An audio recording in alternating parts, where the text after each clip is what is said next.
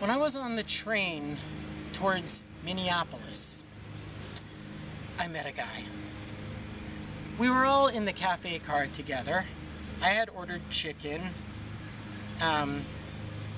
This man, I believe his name was Bernard or Bernie, I'm sorry, it escapes me right now, Bernard, let's call him, was sitting next to me.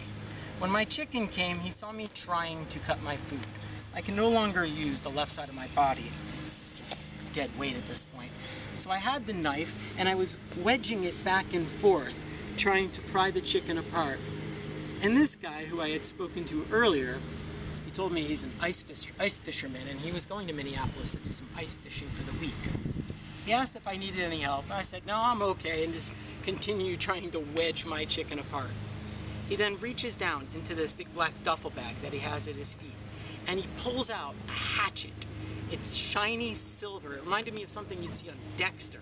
And he goes, I got it, holds it head high, and then brings it down, thwack, and cuts the chicken in half.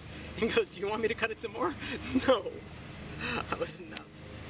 When I got to Minneapolis, I told my friend Jeffrey, who I was staying with, that I wanted to go out to Lake Calhoun, which is where he told me he'd be doing ice fishing, just to see if I could see him again.